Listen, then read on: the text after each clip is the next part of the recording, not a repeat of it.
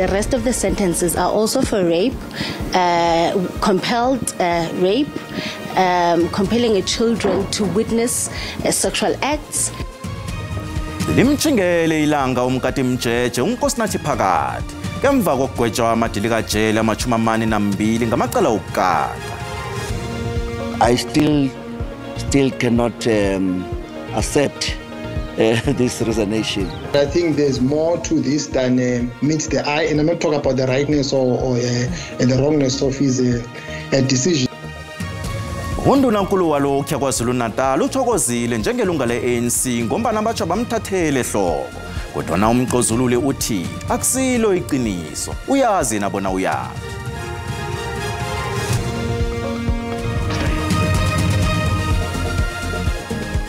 Zithunya ukusuka emzimkhulu eOakland Park siza kuwe sisatshisa ngesindebele ku SABC1 locha mziwa kwethu kinguthulani Bongwe. Umkati mjeje uNkosinathi Phakathi ugwetshwe amadili kajele ama-42 ngamacala okukata.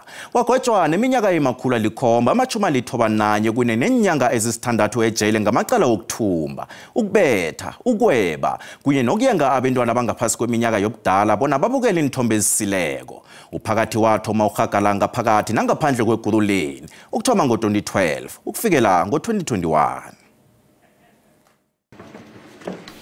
Ikhotho beyimchuka kakhulu Phakathi.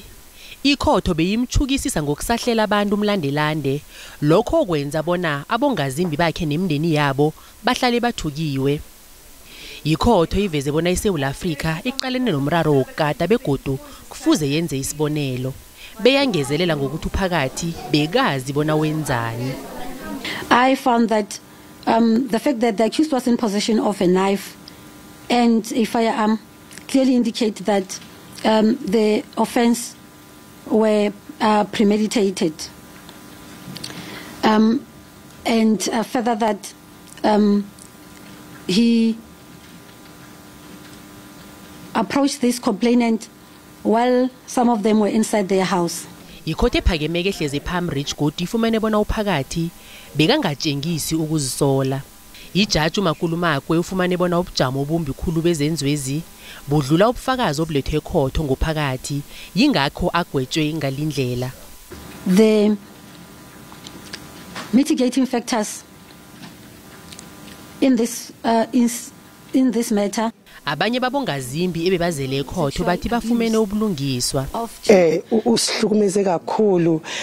The joy that we used to have singama families, it was just shattered. Jabulile kakhulu ukuthi ekugcineni umthetho uze waba nejustice. Ibandla elithutshisako lomphakathi lisamkele isigwebo. The 42 life terms are for rape, and the rest of the sentences are also for rape, compelled rape, compelling children to witness sexual acts, theft, assault, and kidnapping. Kanti ibizo lika Phakathi lizokufaka ehelweni labakati elizweneli. Icwetha elijamele uDr John Hlophe lithi uHlophe unelungelo langokomthetho sisekelo lokuhlala ekomitjhinini yamajaji ehlala inyanga le. Umkhondo wesizwe phathi noDr Hlophe bahabele ekhotho ephakemeko yeGauteng eJohannesburg ukuyokufuna ukususa isicabo malungana nokuhlala okulindelekile kokhu. Lokhu njengoba uHlophe akhandelwe bona azibandakanye nakuhlala ikomishini ejeje ukusebenza kwamajaji ngenxa yomlayo wesicabo esikhatshana unikelwe ikhotho ephakemeko eMpumalanga Kapa njengoba nisabuyekeza ukulungela kwakhe kuba ku-JSC. Ukuletha isisombululo kilokhu iMK Party bawe ukuthi ikuthulisa ukuhlala kwe-JSC beqedwe ngokubuyekeza okhu. Nanyana kunjalo sibawe sakhange samukelwe. Lokho bekwabangela ukuthi iMK Party noHlophe baye ekhotho. What it had before it was an order that saying that Dr. Hlophe can't participate on an interim basis in the JSC's proceedings, and it had to treat that as a brute fact, didn't it? We say in relation to the right that the second applicant has a clear, not just a prima facie right, a clear right to participate in the JSC as a duly designated member of the National Assembly. Undunankulu walokhu waKwaZulu-Natal uWillis Mchunu uthokozile njengelunga le-ANC. Uthe batsho kunokunqwala kakhulu ngaphakathi begodini okuhlatshwa kwembono yakhe okumalungana nokwakhiwa kwakahulumende wobumbano ngemva kwamakhetho. Umchunu uzwakalise ukuthonyeka nangokuhlatshwa ngokuveza amazizo wakhe endabeni zehlangano. Estatement neshlolo nobhala we 33 eThekwini. Umchunu ukhuluma ngomlayezo bona uhlolela abanye abaholi be-ANC aveza amazizo wakhe ngokwakhiwa kwakahulumende webumbano. Batsho ukuthe bona kube njalo wahlatshwa kakhulu ngokubeka imbono wakhe. Umchunu ungezelela ngokuthi nakacozulula ubujamo bakhathesi behlangano lekwezepolitiki wathi uzibona ngasahlogeki nakancane kule hlangano. Unobhala we-ANC eThekwini uMusa Nciki uthi bameme umchunu bona kuzokukhulunyiswana nabaholi be-ANC esingini seThekwini. Uthi abayamkela incwadi yokuthokoza kwakamchunu. Receiving this letter was a very sad news and became a great loss to the organization and the Thekwini region especially. I still cannot accept this resignation, believing that out of our discussion we will have a way forward which is better than this letter, because this is not acceptable, especially at this moment in time.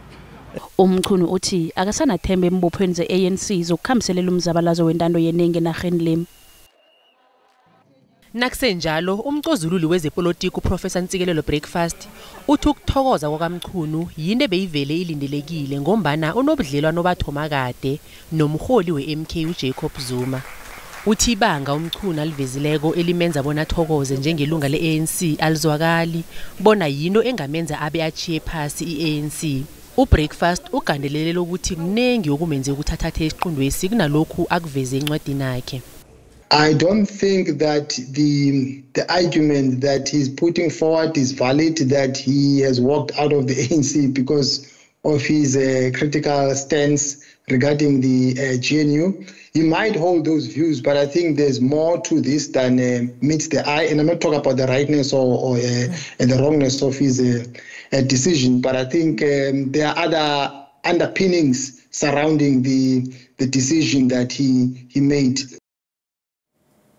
Abosomaplasi nabahlali bemaplasini basalila ngomlilo otshise impahla yabo eMpumalanga. Umlilo uthome ubusika kanina nje usatsha, utshise amadlelo, ifuyo, impahla kunye nensetshenziswa zokulima. Abalimi bathi umlilo lo unamandla na uqathaniswane wesikhathi esidluleko. Ihlangano yabalimi ikhombela uhulumende bona asize abalimi ababethekileko. Basararekile ngomlilo othungulela impahla yabo. Umars Strovier weminyaka ema-72 uhlezi eplasini elipilo yakhe yonke. uStrovier uthi empilweni yakhe akhanga khawubona umlilo ofana nowamhlapha. Wasinda imzuzwana ngaphambi kokuthi indlu yakhe ithungeleleke. One of the workers came to me and asked me to leave my house as the fire was close. We all ran into the house with the workers and my 3 grandchildren. Umlilo wazomba indlu enkulu le watshisa yonke into ebeyingaphakathi. Kubalwa izindlu ezimbili, inkolo embili kunye nensetshenziswa zokulima. Ifuyo efana nezimvu, inkomo kunye nezavukazana akwaziwa bona ziphi. Impahla abayilobileko nasiyo kibalole ngigidigidini zamaranda. The grazing land was about 250 hectares of grazing land, so there's none left currently. And then the animals, it's over 100 animals. We did a bit of a calculation that animals plus the buildings that was lost, the barns that was lost, it's between 8 to 10 million that was lost on the farm due to the fire. Umlilo lo bewumkhulu, bewutsha indawo yonke. Kanti bewuphephetha umoya onamandla, utshani nabo bebomile nesomiso sihagele. Ihlangani Agri Mpumalanga isahlolisisa umonakalo odala emlilo lo. We really hope that the government will assist with some or other way, a fund or something. We are busy speaking to them. That rain will not bring immediate relief, but the sooner the rain, the sooner there will be new grazing. Nanyana abalimi aba babeke ithemba labo ekuneni kwezulu, iziko lobujamo bezulu liphengula ilanga elitshisako kunye nesomiso ngesilimela nje. Nasibuya entolo. Umgwali wedumo emazweni ngamazwe uDokotela Nostokana Esther Mahlangu ubuzwe amavuko ngendlu ephelele ngakho konke bekathabe angazazi.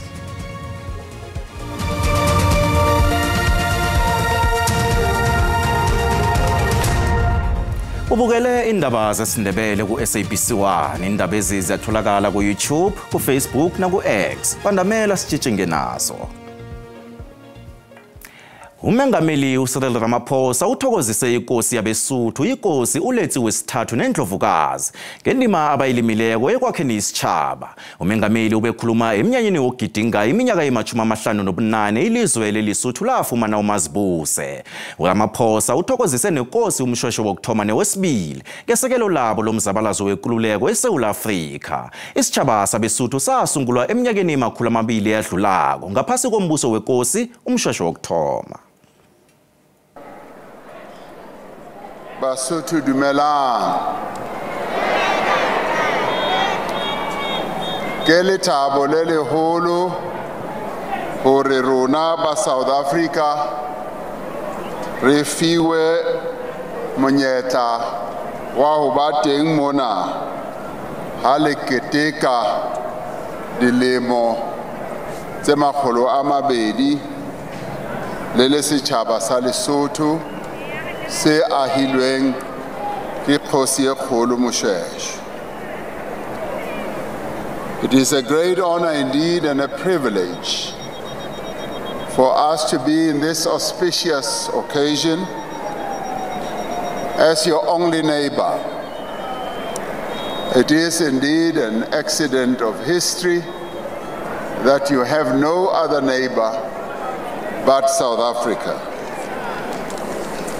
I convey the well wishes of the people of South Africa to His Majesty and the people of Lesotho on the 58th anniversary of the independence and the bicentennial of the founding of this great nation in 1824.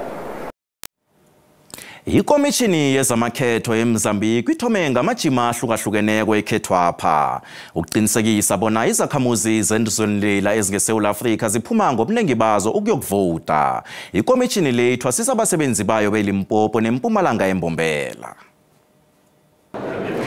Kubhincelwa amakhetho kawoke weMozambique imalenge nazako izakhamuzi eMozambique ziyokuvota. Inkhulwezi zizibandulela ukuzilungiselela amakhetho weveke zako. Izakhamuzi zelizweni esekhethwapha zitshengisa nekareko yokuvota.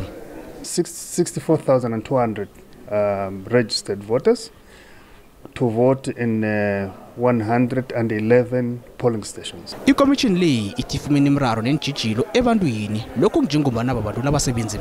The major challenge is that you have distances. People come from far away. As for registration, we have this mobile registration posts.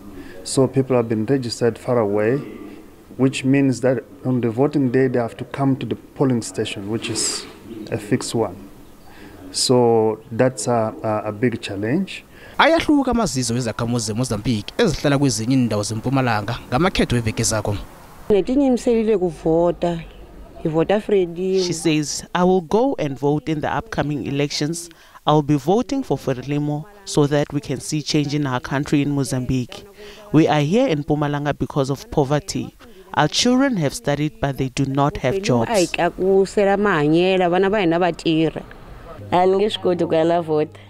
I will not be voting as I don't see any reason why I should vote. Mozambique is full of criminal activities. Izakhamuzi eMozambique eziselizweneli zikhonjelwa bona ziphume ngonina ziyokuvota iveke zongelesithathu. Inteji zokuvota ziyokuvulwa ngo7 ekseni zivalwe ngo6 ntambama. Izipho zelanga lokubelethwa zifike ngaphambi kwesikhathi emgwalini kuDokotela Esther Mahlangu owaziwa ngoNostokana esitshabeni samaNdebele. Ikhampani ekhiqiza inkoloyi BMW South Africa inikele uNostokana ngokusemthethweni indlu egwale bukhuwa ngesindebele eyakhiwe ikhampani lehlanu komzakhe. uComfort Masombuka beka lapho wasihlanganisela nakumbiko.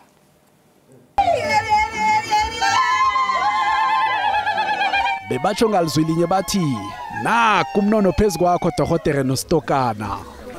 Ithabo belizele ebusweni bakagogo uNostokana nakufika bakwa BMW bazomnikela indlela amakamera amabili okulala wesimanje manje agwalwe ngesindebele ikamera lokuledla nekhushe liphelele ngenisetshenziswa zakhona.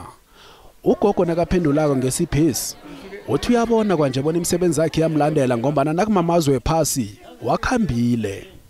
Indawo engazikhambako engakhambe ngizigwala abakara umgwalami zinengi. Washington DC, yes. New York, yes. California, yes. Charleston, yes. Pennsylvania, yes. Pittsburgh, yes.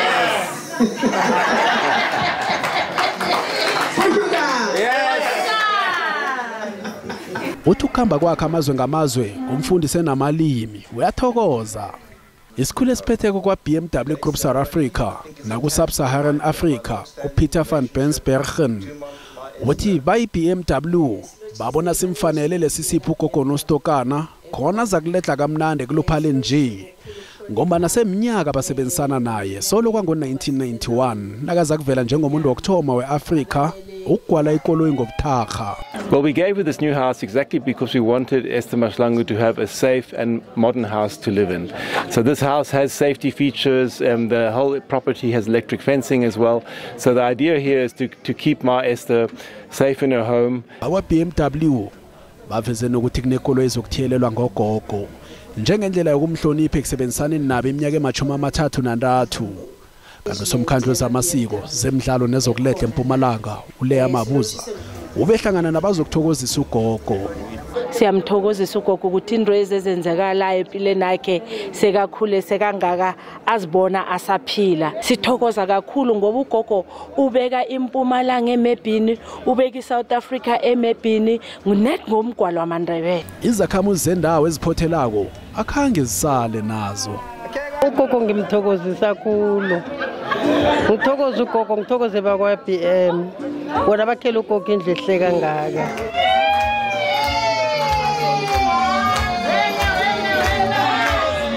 Kanti ke hlangana neminye imisebenzi kagogo enzileko kugwala nasi sibayibaye sekolweni engaphakathi kwayo le.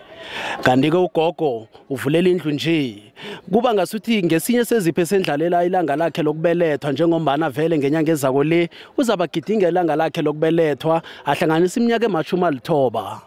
Endabeni ze-SABC nginguKamfat Masombuka ngikubikela ngisemthambo thini kwaNdebele eMpumalanga.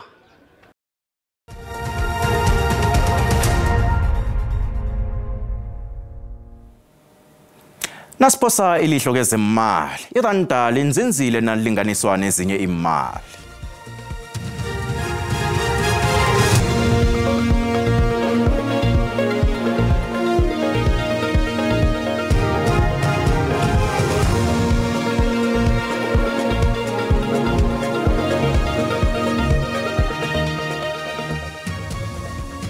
Ekhasini lethu leFacebook sibuze bona ngokubona kwakho ngisiphi isichema esiyokuphakamisa ibhigiri ye-MTN 8 ngisiphi esiyokuvuka phasi nakumbono wakho uyalandela.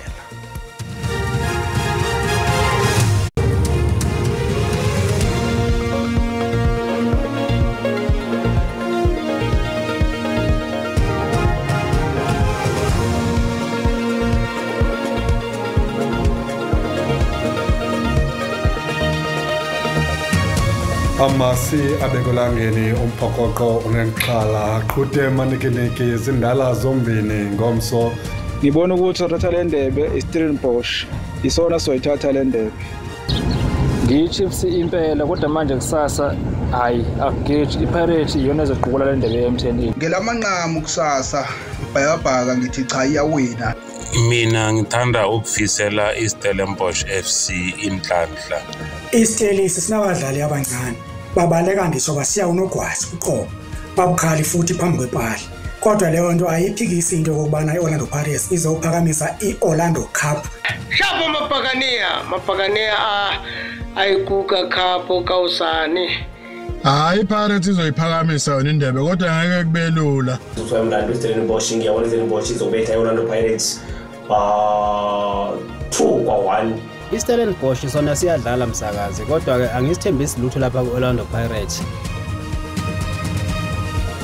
Umbono ngewombukeli. I-SABC ayikazokuthweswa umlando wokuziphendulela kombono wombukeli.